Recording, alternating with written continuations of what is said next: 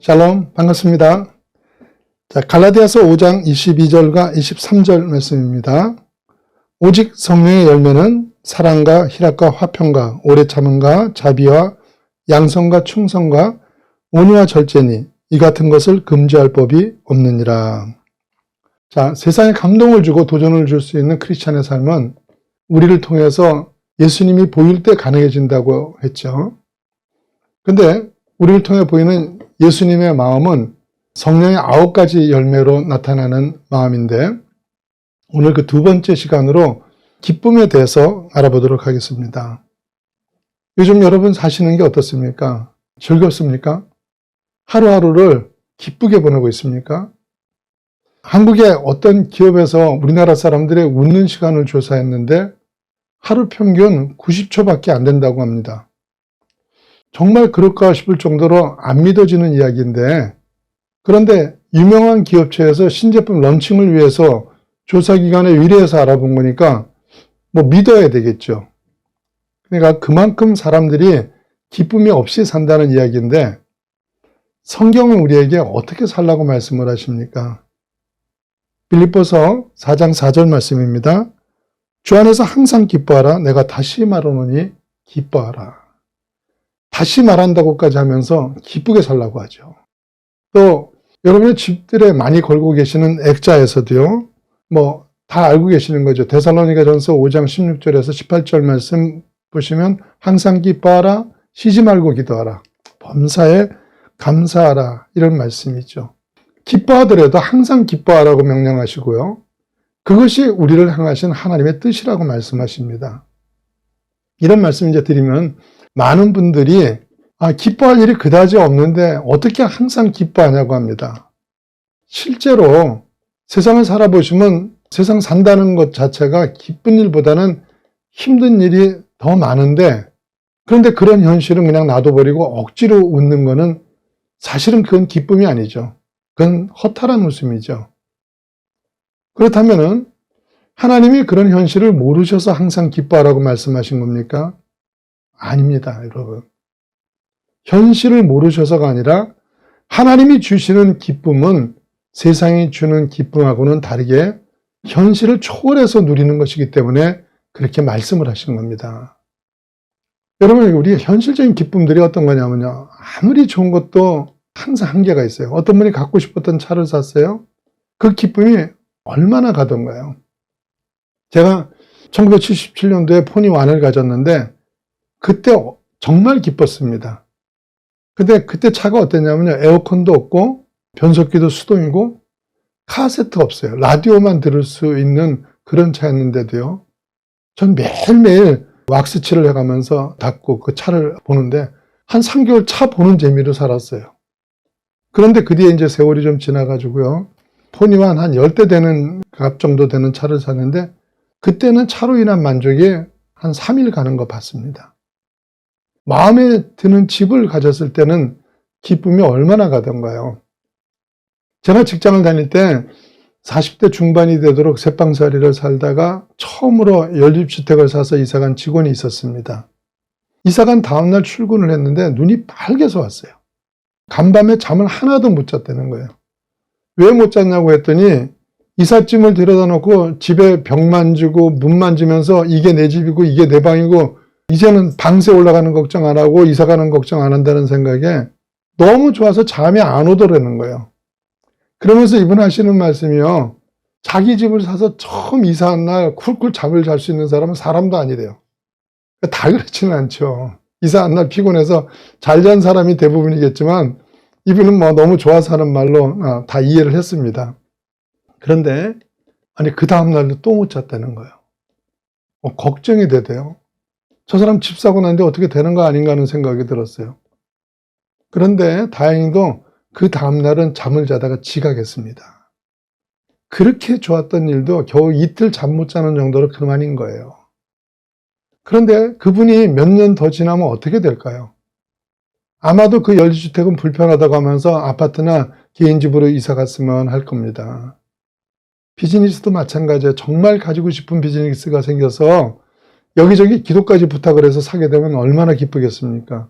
그런데 그렇게 기쁘게 샀지만 이제 앞으로 그 비즈니스로 인해서 기쁠 일이 많을까요? 머리 아플 일이 많을까요?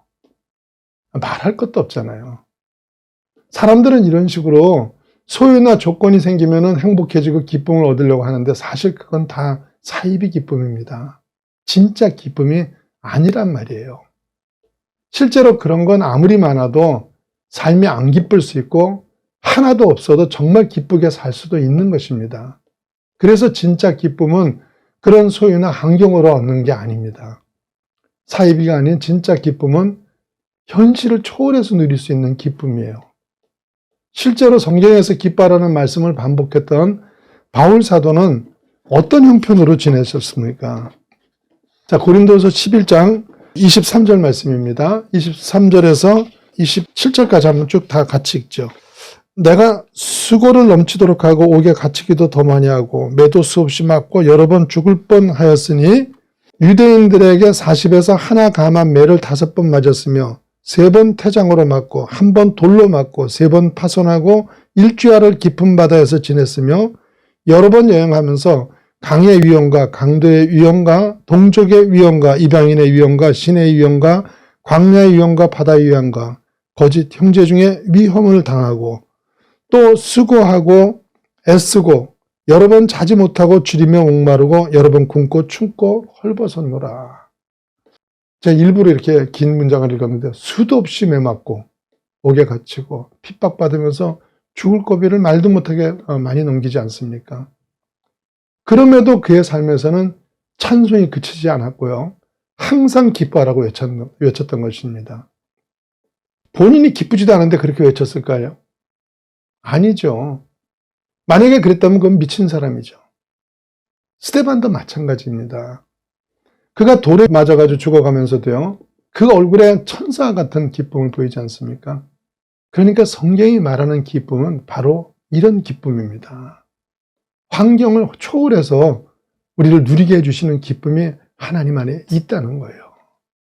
그렇다면 그런 기쁨은 어떻게 임하는 것입니까? 하나님이 나를 지배할 때 임하는 겁니다. 여러분, 하나님이 지배하신 자리가 뭐라고 말씀드렸죠? 하나님이 주인 되시고 왕 되신 곳, 그게 바로 천국이죠. 사도 바울도 스데반도 도저히 그럴 수 없는 환경에서 기쁨을 누렸던 것은 그 순간에 그 자리에 천국이 임했기 때문인 거예요. 교회는 바로 이런 기쁨을 세상이 알도록 하는 것이고요. 그게 바로 복음, 굿뉴스, 기쁜 소식인 거예요. 우리는 그 기쁨을 먼저 누리고 그걸 다시 우리의 가족이나 이웃들에게 알려주는 복음 전파의 사명을 받은 사람들인 겁니다. 그래서 우리는 기쁠 수도 있고 아닐 수도 있는 그런 존재가 아니라 바울 사도의 선포대로 어떤 형편 가운데서도 기쁨을 잃지 않음으로 인해서 세상을 놀라게 하고요. 그리고 세상에 도전을 줘야 하는 것이 우리의 위치인 거예요. 그래서 바울 사도가 빌립보서 4장 4절에 주 안에서 항상 기뻐하라. 내가 다시 말하노니 기뻐하라. 이러면서 기쁨을 강조했던 것입니다. 이런 면에서 성도는요. 기쁨이 선택이 아닙니다. 기쁨은 명령이고 의무입니다. 하나님 우리가 할 수 없는데 억지로 묻고 지내라고 하신 말씀이 아니라 어떤 형편이든 나이가 어떻든 직업이 어떻든 또 목사든 집사든 초신자든 어떤 수준의 신앙이 되었든 누구라도 자신을 하나님께 온전하게 지배당할 때 그 순간 그 자리에 천국이 임하게 되고 감당하지 못할 기쁨을 경험하도록 하신 겁니다. 제가 아주 초신자 때예요. 아주 초신자 때인데 너무나도 힘든 일을 겪은 일이 있었습니다. 주변에 기도하는 분들에게 기도를 부탁하고 전 금식을 하면서 기도를 했는데 생애 처음 금식이죠. 기도가 나오는 게 아니라 처음에는 원망만 나오는 거예요. 내가 믿은 지는 얼마 안 됐지만 그래도 최선을 다해서 믿었는데 하나님이 나한테 어떻게 이런 시련을 주냐고 원망했습니다. 그러다가 하나 힘이 빠지면서 하나님 제발 나를 좀 살려달라 해결해달라면서 기도를 했는데요. 여전히 마음이 답답하고 불안한 거예요. 이런 시간이 한 이틀쯤 지난 뒤에 그날이 주일 아침이었는데 새벽에 나가서 기도를 하면서 하나님 앞에 모든 걸 완전히 내려놔 버렸어요. 해결을 하시든 안 하시든 하나님이 주관하시고 그러면서 제가 불렀던 찬송이 내 주의 뜻대로 행하시옵소서라는 찬양이었어요. 그 순간에요, 제 뱃속 깊은 데서부터 샘솟듯이 기쁨이 올라오는 거예요. 너무 당황스러웠어요. 제가 충격이 너무 커서 미쳤나 싶은 생각이 들어가지고 숫자를 거꾸로 세보기도 하고 막 제가 꼬집어 보기도 하고 그랬어요. 근데 무슨 일이 일어난 거예요? 모든 주권을 하나님 앞에 맡기는 순간에요, 그 자리에 천국이 임했던 거예요. 문제는 여전히 아무것도 해결되지 않은 상태였지만 제 안에 천국이 임하는 순간 그 어떤 문제도 막을 수 없는 기쁨이 생겨버렸던 거예요. 여러분 가운데도 이런 체험하신 분들이 이미 계실 겁니다. 내용만 다르지 하나님이 우리를 부르실 때는 많은 사람들이 이런 체험을 하게 하셨습니다. 우리는 모두 이런 기쁨을 회복해야 합니다. 어떻게 회복을 합니까? 첫째가 기쁨이 하나님의 명령이고 우리의 의무인 것을 인식하시고요, 기쁘기로 결단하셔야 합니다. 예수 잘 믿는다고 하면서도 매일 인상이나 쓰고 우울한 얼굴로 지내면 그게 하나님께 영광이 되겠습니까? 그래가지고 전도가 되겠어요? 그런 이유 아니더라도요, 잠깐 사는 인생인데 즐겁게 사셔야죠. 매일 이런저런 문제와 염려에 붙들려서 사는 건요, 여러분을 창조하신 하나님의 목적이 아닙니다. 예수님이 하신 말씀인데요, 마태복음 6장 25절 말씀입니다. 그러므로 내가 너희에게 이르노니 목숨을 위하여 무엇을 먹을까 무엇을 마실까, 몸을 위하여 무엇을 입을까 염려하지 말라. 하나님이 우리를 지으신 것은요, 지구의 문제들을 해결하고 지구를 더 발전시키라고 지으신 것이 아니에요. 사실은 발전이라고 하지만요, 엄청나게 많은 부작용들을 만들어내면서 가고 있잖아요.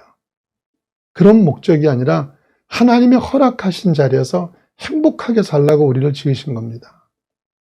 그래서 방글라데시에서 살면 방글라데시에서 행복할 수 있고 탄자니아에서 살면 탄자니아에서 행복할 수 있게 하신 겁니다. 그렇기 때문에 세계 최빈국인 방글라데시에 사는 사람의 행복도가 최고 부자 나라인 미국에 비해서 높은 거예요. 환경으로 우리의 기쁨을 뺏어가는 사단에게 속지 마십시오. 매일매일을 기쁘게 살기로 결단하셔야 됩니다. 미국에 8살 때 특이암으로 죽은 제임스 브레이크라는 소년이 있었습니다. 뉴스에 여러 번 나왔기 때문에 많은 미국 사람들이 알아요. 이 소년이 7살 때 가만히 침대에 누워 안정을 취했으면 하는 엄마한테요, 맘이 내가 암 때문에 하루를 망칠 수가 없어, 이렇게 하고는 지칠 때까지 자기 하고 싶은 일을 다 하면서 지냈다고 합니다. 이 소년은 자신의 결단대로 죽기 전까지 학교도 다니고 방송국에도 나가면서 자신의 남은 날들을 즐겁고 기쁘게 지내다 떠났어요. 참 놀랍죠? 8살밖에 안 된 어린아이가 자신이 비록 일찍 죽게 되어 있지만은 살아있는 동안은 그 날들을 망치기 싫다는 거예요. 여러분, 우리도 이런 결단하셔야 합니다. 기쁨이 없이 사는 게 당연한 게 아니라 사단에게 속고 있는 잘못된 자리라는 걸 인식하시고요, 어떤 상황에서도 하나님이 내게 주신 기쁨을 빼앗기지 않겠다고 결단하시기 바랍니다. 두 번째는요, 우리가 항상 기뻐하기 위해서는 예배를 회복하셔야 됩니다. 예배는 하나님을 만나는 자리입니다.